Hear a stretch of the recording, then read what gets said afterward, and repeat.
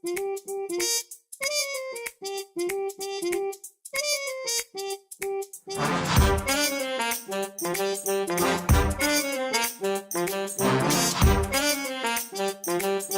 ustedes, el doctor José Luis Rodríguez.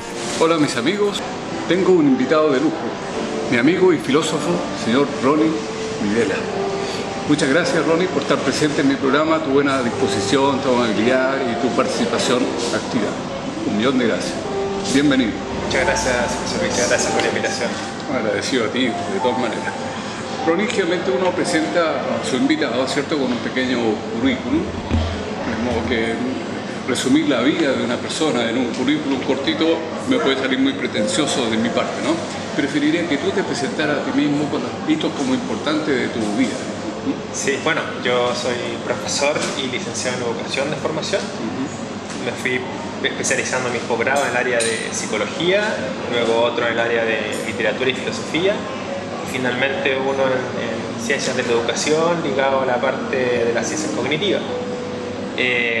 Particularmente me dedico a la investigación en el área de la fenomenología, la filosofía y las ciencias cognitivas a temprana edad. Todo lo que tiene que ver con la educación matemática, todo lo que tiene que ver con los grandes problemas en el fondo que enfrenta la sociedad actual en el ámbito sociológico, psicológico y educativo. ¿Qué más añadir?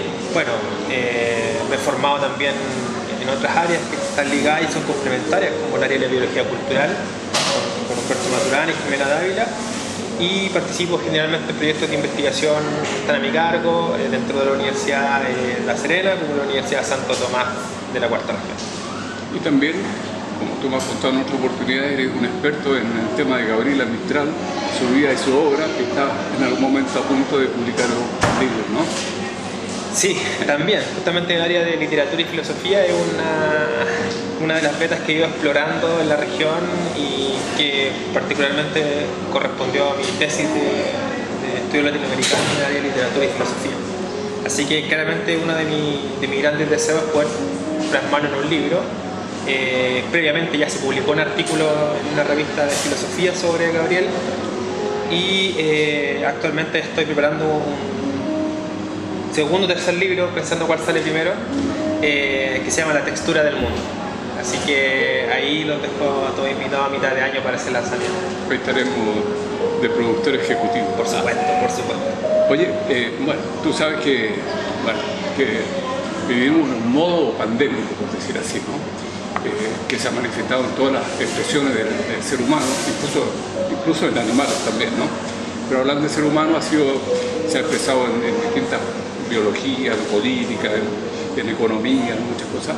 Y me parece súper interesante tener un punto de vista filosófico. ¿Cómo ves tú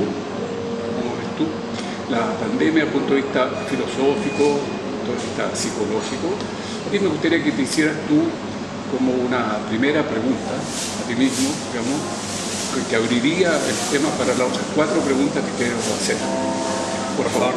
Sí, en realidad hay varias preguntas que pueden surgir. Una pregunta puede ser en el marco global de lo que estamos viviendo respecto a diferentes perspectivas teóricas y filosóficas que pueden dar luz acerca de, por ejemplo, la ética, la moral, la toma de decisiones, por ejemplo, cuando un paciente ya con el virus hasta sus últimas raíces tiene que decidir si muere o no muere, un doctor tiene que tomar esas decisiones. Por lo tanto, se pueden abordar problemas de ese tipo.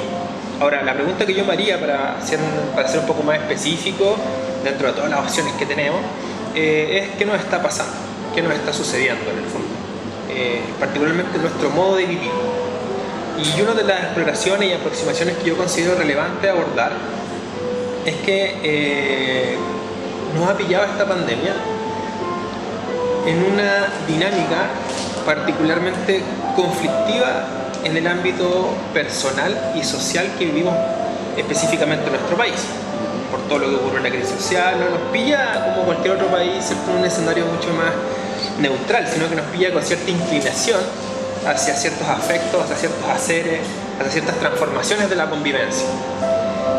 Y uno de los aspectos que yo considero relevante desde una reflexión mucho más filosófica y diríamos específicamente fenomenológica, en realidad, qué nos pasa a nosotros, qué nos sucede con nuestro cuerpo, con nuestra vida, con nuestras emociones, es que se ha producido una variación de la vida íntima.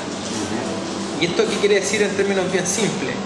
Que todo aquello que estábamos acostumbrados a hacer y que se nos presentaba como algo habitual, disponible a nuestra práctica cotidiana, de repente ha sufrido una especie como de inversión.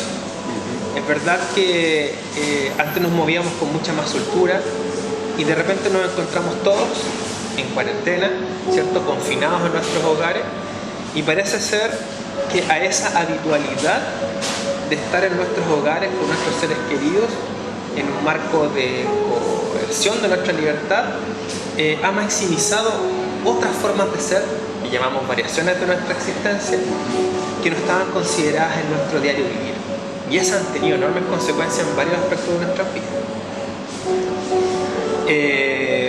Un aspecto que podemos considerar importante tiene que ver con el lugar que ocupa el domicilio, el hogar, nuestra casa, respecto al conjunto de acciones que organizamos y cómo éstas se han transformado en el devenir cotidiano. Un aspecto que yo considero muy relevante y que lo estuvimos discutiendo con un colega en un artículo que no alcanzamos a publicar porque nos falta terminar, es que se produce un fenómeno súper interesante respecto a lo que nosotros llamamos lo cotidiano. Hay un filósofo chileno, heredero de la tradición filosófica italiana, que es Umberto Giannini, un filósofo de la Universidad de Chile, que murió hace un tiempo, y que tiene un libro que se llama La arqueología de la experiencia, una reflexión cotidiana. Y en ese texto él define lo cotidiano como algo súper interesante, que le llama de la siguiente manera: lo que pasa cuando nada pasa.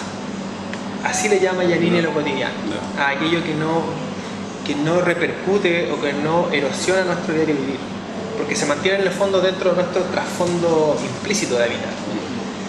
Entonces nosotros nos preguntamos en ese texto particularmente es si esa condición de lo cotidiano es posible llevarla a este plano de confinamiento, de cuarentena.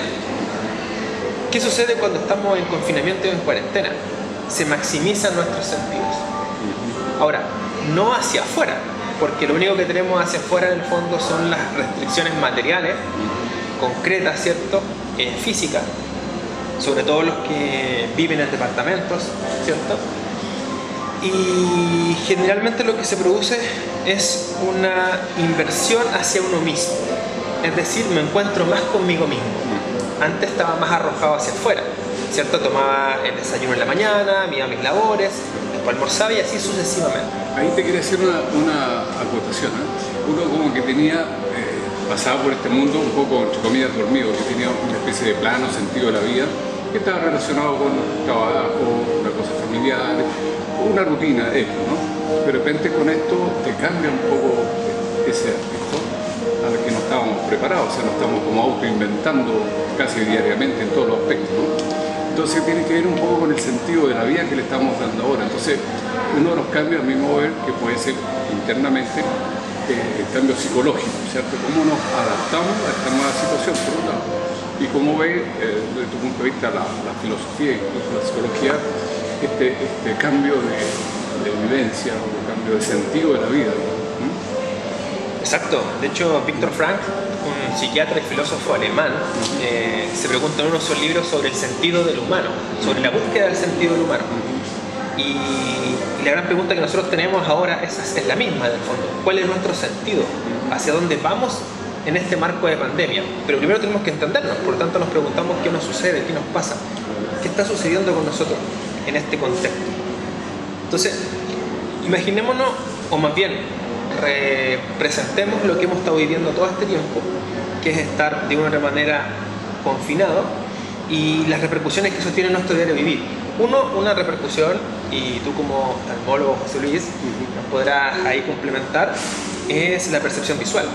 O sea, si hay algo que hemos perdido, esa extensión de nuestra percepción visual, sobre todo aquellas personas que viven y que están en el fondo acorazadas por murallas de hormigón. particularmente nuestra percepción hoy día se está de una u otra manera revolcando con nuestros propios objetos que siempre estuvieron ahí. Y ahí una reflexión filosófica importante. Siempre las cosas han estado ahí, entre comillas, como objetos que están en nuestra mesa, la televisión, el comedor, nuestra biblioteca, la cocina, pero de pronto esas cosas que estaban ahí pareciera que hubiesen tomado una forma de vida distinta. Es una transformación casi animista. ¿A qué me refiero con esto? A que ya el comedor, que para nosotros era el lugar donde nos encontrábamos a comer, a tomar el té, ¿cierto? Y compartir lo que habíamos hecho durante el día, hoy se ha transformado en nuestras oficinas. La mayoría de las personas que tienen que trabajar, ¿cierto?, en línea o de manera remota, han de una otra manera deprogramado y reprogramado los espacios. Es lo que de una otra manera se planteó en esta interesante perspectiva de habitar en tiempos de pandemia, en lo que se llama la casa difusa.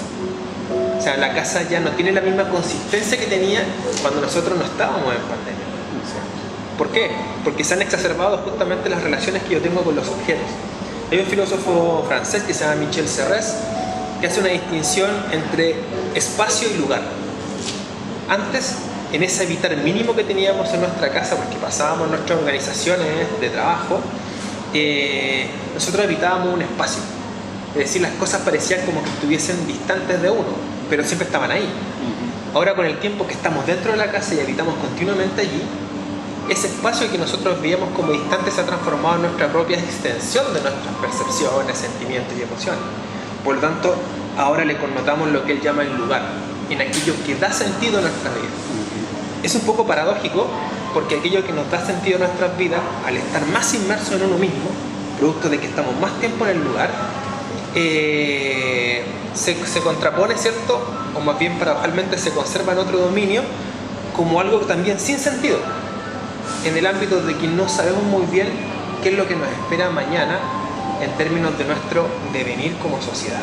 Yo creo que se ha exacerbado en algún tipo de gente que se dedica más un poco a pintar, a hacer cosas manuales, a mirar películas, a interpretarlas de otra forma. A lo mejor todas esas cosas que no teníamos como un poco en segundo plano, lo damos por hecho, ¿no? Yo conozco gente que se dedica un poco a la música, a dibujar, a pintar, a sacar fotos, una serie de cosas. Entonces uno se replantea esa intimidad hacia los mismos sentidos de uno, que antes era un poco pasaban de largo, lo teníamos, estábamos presentes. Completamente. De hecho, esa reinmersión hacia uno mismo, o esa vuelta hacia uno mismo, es forzosa. No es una deliberación que uno pudiese decir consciente, porque de pronto nos encontramos de una otra manera exigidos por las normas, ¿cierto?, por los protocolos sanitarios, envueltos en nuestro propio hogar.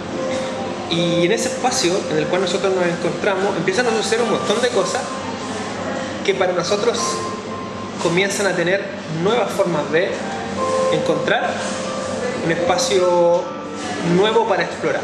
Por ejemplo, entonces, a lo que decía recién, es que aquellos espacios que nosotros mirábamos de manera muy fría y que generalmente no le otorgábamos mayor importancia porque asumíamos que estaban ahí, de pronto se transformaron en aquellos espacios que empezaron a darnos nuevas formas de sentido. Por ejemplo, un nuevo lugar de la casa que nunca habíamos ocupado, pero que producto de estas consecuencias de la pandemia estamos obligados a ocupar, ya porque estamos todos en casa, porque estamos más tiempo, porque los niños tienen que estudiar. Hemos encontrado otros escondites, otros recuerdos, y hemos visto la casa ya no como la veíamos antes, sino que la vemos en todo su esplendor, al punto mismo de confrontarnos con nuestra propia existencia. O sea, en el fondo decir, pero ¿cómo si yo siempre estuve acá? ¿Qué hizo ahora que esto ahora se exacerbe, cambie y se transforme en un nuevo modo de vivir?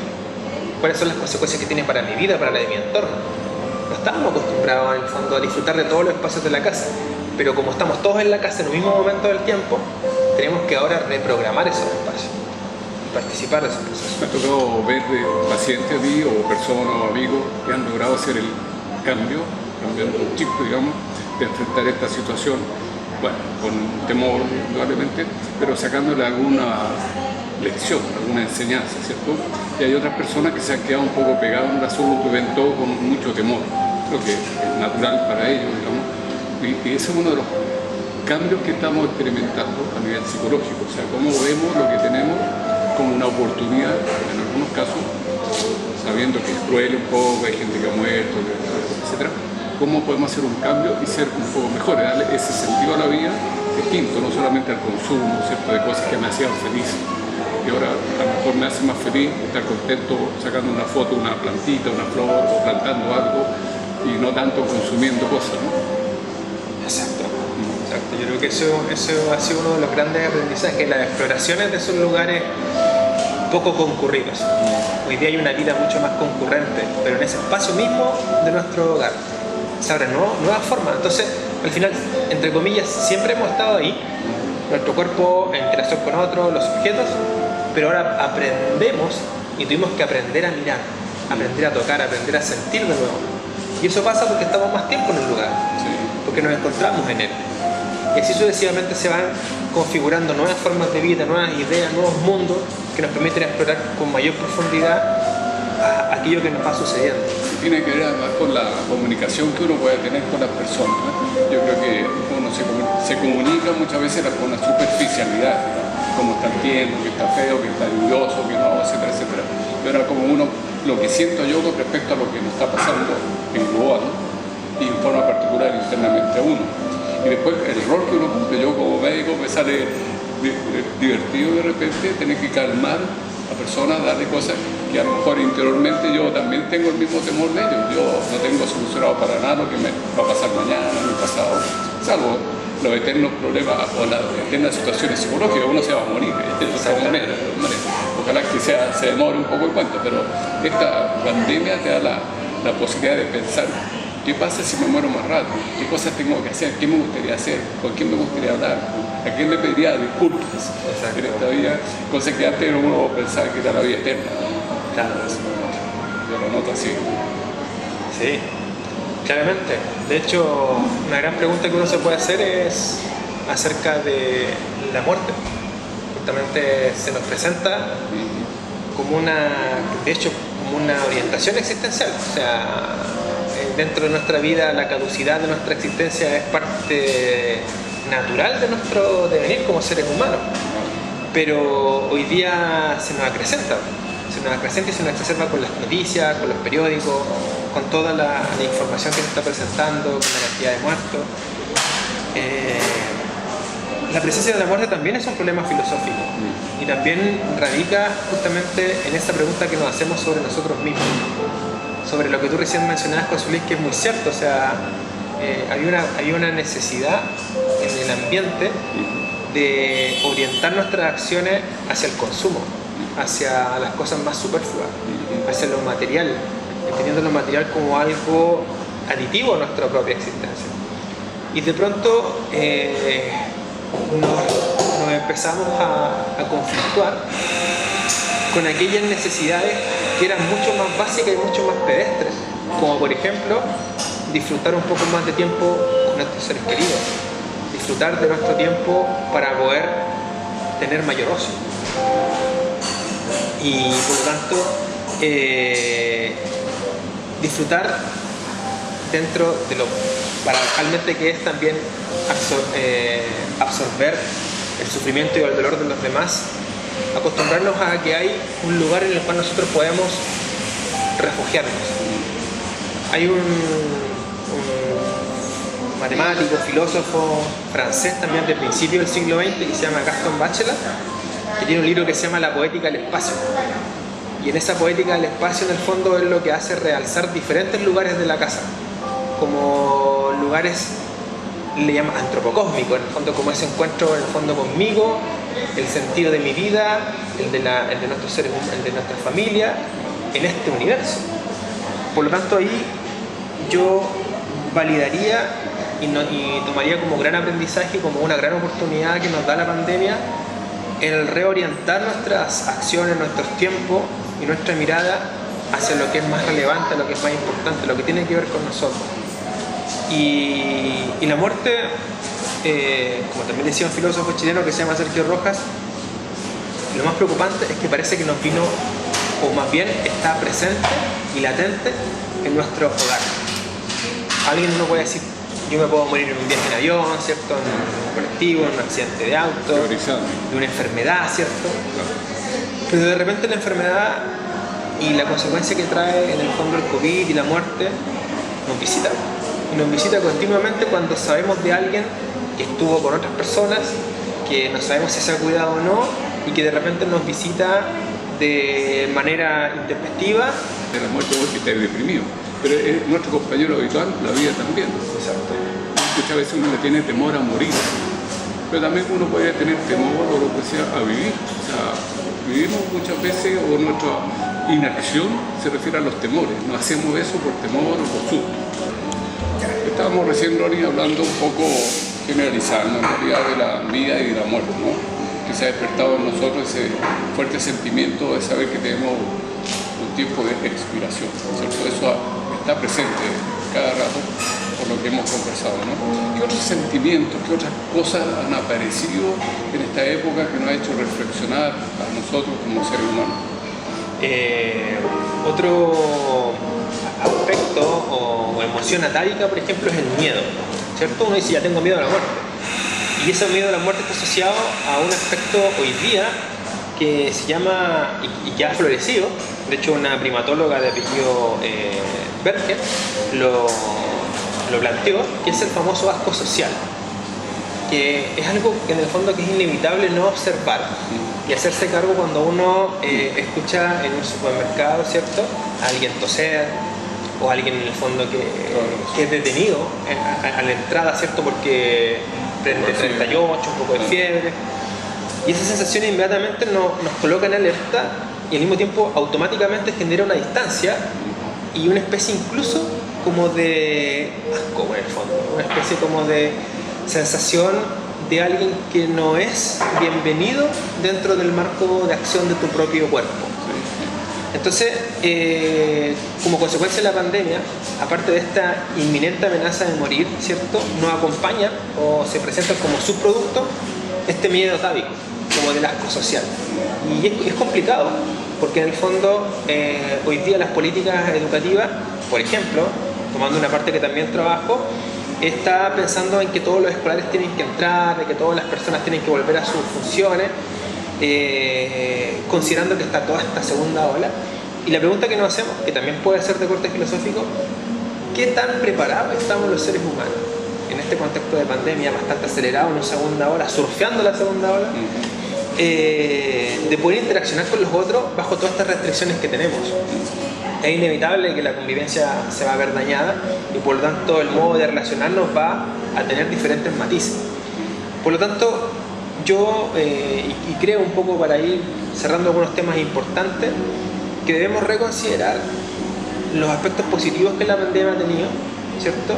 Analizar y poder chequear los aspectos negativos, y por lo demás plantearnos desde el punto de vista como seres humanos existentes en este planeta un sentido de la vida donde el cual vamos a haber aprendido que lo que nos está ocurriendo hoy día, de hecho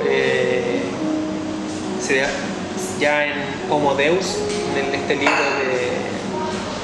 de Harari, aparecía justamente la pandemia como la amenaza inminente para poder colocar de pies al revés a la sociedad, acompañado de la obesidad, más allá de que las guerras u otro tipo de amenaza que tuvimos en la vida. Por lo tanto, agradecer el momento en el que estamos, reconfigurar nuestro propio sentido, tanto con uno mismo, con los otros que nos acompañan, y no olvidarnos que toda esta vivencia que estamos incorporando y que estamos teniendo también van a afectar a nuestras generaciones y por tanto a nuestro medio más cercano.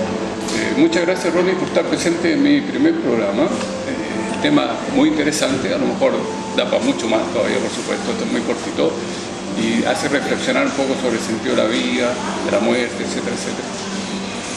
Entonces, mis amigos, los dejo invitados para la próxima semana con un nuevo entrevistado, que va a ser una doctora que nos va a hablar un poco del tema broncopulmonar en pandemia, ¿no?